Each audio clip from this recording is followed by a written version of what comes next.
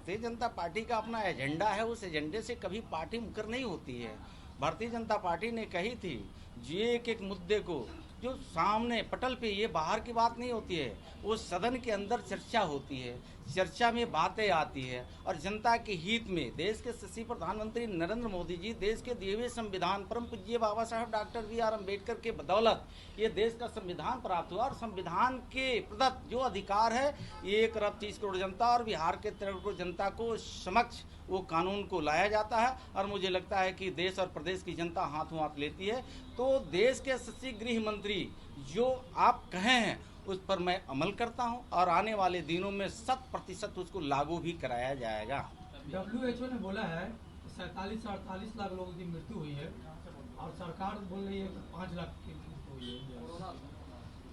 मुझे लगता है कि आज हम आप प्रिंट मीडिया के हो या मंत्रिपरिषद का इधर सदस्य बैठा हो, ये तो धन्यवाद के पात्र देश के और प्रदेश के हमारे नेता हैं।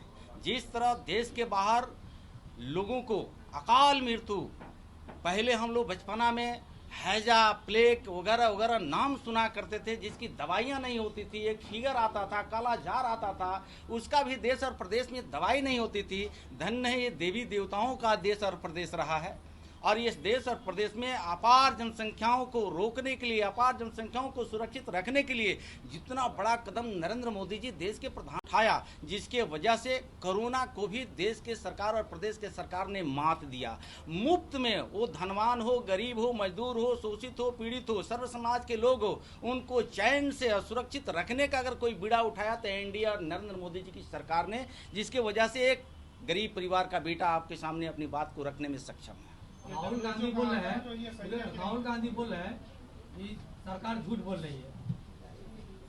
मैंने तो इसका जवाब पहले भी दिया कि वो झूठ के पुलिंदा जो पूर्व की सरकारें करती रही, गरीबों को गरीबी हटाएंगे, गरीबों को गरीबी हटाएंगे, लेकिन सरकार की अमीरी बढ़ती रही, गरीबों को गरीबी नहीं। रोटी, कपड़ा, मकान, आवास, शिक्षा, सुरक्षा, सम्मान श्यामा प्रसाद मुखर्जी जी, दीनदयाल उपाध्याय जी, परम पूज्य बाबा साहब अम्बेडकर जी, महात्मा गांधी जी, राजेंद्र प्रसाद जी, सरदार वल्लभ भाई पटेल जी, बाल गंगाधर तिलक जी, अबुल कलाम आजाद जी, महात्मा गांधी जी, इन तमाम ऋषियों मुनियों ने सपना देखा था कि आज़ाद भारत में सबको रहने का घर होगा, खाने की रोटी होगी, पहनने का कपड़ा होगा, चलने का रास्ता होगा।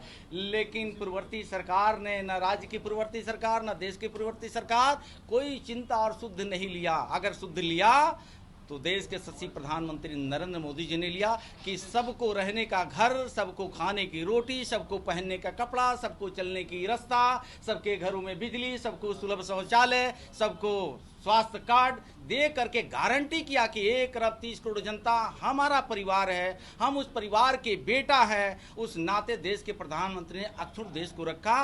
सपना क्या है? भारत माता को परम वैभव। लेटेस्ट खबरों के लिए देखते रहिए MUZ न्यूज और ताज़ा अपडेट पाने के लिए चैनल सब्सक्राइब करना ना भूलें।